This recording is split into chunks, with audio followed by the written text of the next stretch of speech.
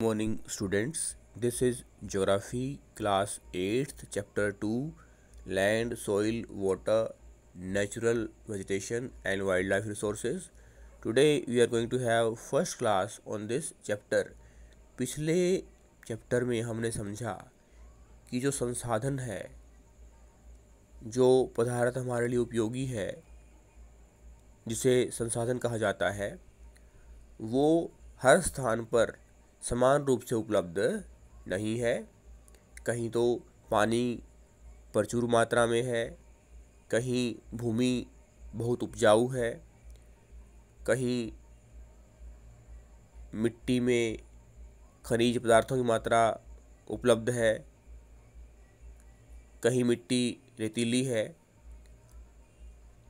इस प्रकार हम ये भी समझते हैं कि एक समय था जब आदि मानव अपने जीवन में अपने आसपास के पर्यावरण के अनुसार बदलाव लाता था, अपने आप को ढाल लेता था और एक सादा जीवन जीता था। लेकिन आज 21वीं शताब्दी में हम देखते हैं कि मानव ने अपनी ज़रूरतों के अनुसार अपने पर्यावरण में बदलाव करना शुरू कर दिया है। प्रस्तुत चैप्टर को शुरू करने से पहले हम ये जान लें कि दुनिया की जो भूमि है, 100% जो भूमि है, उसमें केवल 30% भूमि पर ही लोग खेती कर पा रहे हैं। जो बाकी 70% है वो या तो वहाँ लोगों की बस्ती नहीं है, या जो 70% लैंड है वो विरल जनसंख्या वाला क्षेत्र है।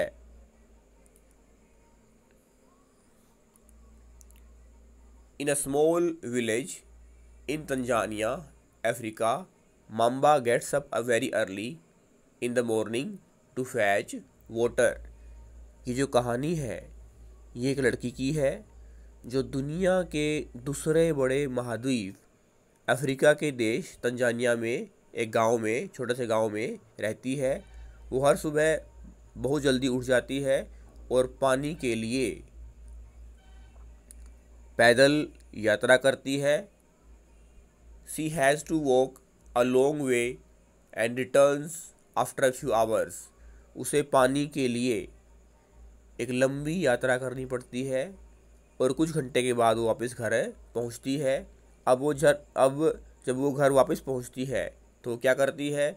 She then helps her mother in the house and joins her brothers in taking care of their goats. वो अपनी माँ की सहायता करती है घर के काम में और अपने भाइयों की सहायता करती है बकरियों की देखभाल करने में। All her family owns is a piece of rocky land around their small hut. उनके परिवार के पास भूमि संपत्ति के रूप में उनकी छोटी झोपड़ी के चारों ओर पथरीली जमीन का टुकड़ा है। Mamba's father can barely grow some maize and beans on it after toiling hard. Mamba के पिता कठोर मेहनत के बाद उस छोटी पथरीली भूमि के टुकड़े पर मक्का और बीन्स ही उगा पाते हैं। This is not enough to feed the family for the whole year. लेकिन मक्का और बीन्स का उगाया जाना उनके परिवार के पूरे वर्ष के भरण पोषण के लिए पर्याप्त नहीं है।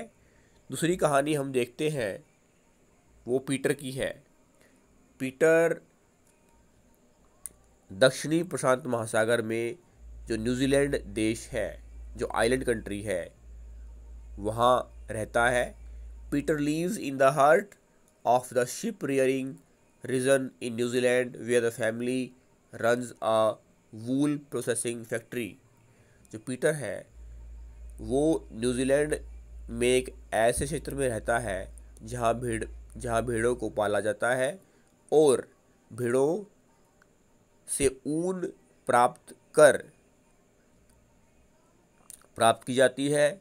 Every day when he returns from school Peter watches his uncle taking care of their ship. प्रत्येक दिन जब पीटर स्कूल से घर वापस आता है वो देखता है कि उसके चाचा जी भेड़ों की देखभाल कर रहे होते हैं। Their shipyard is situated on a wide grassy plain with hills in the far distance. Peter देखता है कि उनके घर का आंगन उनके घर का आंगन जहाँ भेड़ पाली जाती है वो एक घास के मैदान पर स्थित है जिससे कुछ दूरी पर पहाड़ियाँ हैं। It is managed in a scientific way using the latest technology. और पीटर का जो भेड़ पालन का व्यवसाय है उसे वैज्ञानिक तरीके से मैनेज किया गया है और नवीनतम प्रौद्योगिकी यानी टेक्नोलॉजी का प्रयोग किया गया है। Peter's family also grows vegetables through organic farming. भेड़ पालन के अलावा पीटर का परिवार जैविक खेती के तरीके से सब्जियां भी उगाता है। यहाँ हम ये समझ लें कि जैविक खेती का अर्थ है कि केमिकल फर्टिलाइजर का प्रयोग न करना। माम्बा एंड पीटर से stay in two different parts of the world and lead a very different lives। हम क्या देखते हैं, जहाँ माम्बा अफ्रीका महाद्वीप के एक छोटे से गांव तंजानिया में रहती है, वहीं पीटर दक्षिणी प्रशांत महासागर में स्थित न्यूजीलैंड जो द्वीप देश है वहाँ रहता है। दोनों के जीवन में अंतर इसलिए है कि दोनों क्षेत्रों की जो लैंड है, जो भूमि है, वो एक दूसरे से अलग है। जहाँ माम्बा के पास पथरीली ज़मीन का एक छोटा सा टुकड़ा है, बकरियां पालते हैं और मक्का और बीन्स उगाते हैं, वहीं पीटर का जो परिवार है वो भेड़ पालन करता है, इसके अलावा सब्जियां उगाता है और उनके पास नवीनतम टेक्नोलॉजी भी है। The difference is because of the differences in the quality of land, soil, water, natural vegetation, animals and the usage of technology. अब दोनों में अंतर क्या है? दोनों क्षेत्रों की भूमि अलग है, मिट्टी अलग है, पानी की सुविधा भी हम देखते हैं। मामा के पास पानी की कोई सुविधा नहीं है, उसे पीने के पानी के लिए सुबह सुबह जल्दी उठकर एक लंबी यात्रा करनी पड़ती है। ऐसे ही जो प्राकृतिक संसाधन है, जो प्राकृतिक वनस्पति है, उसमें अंतर है।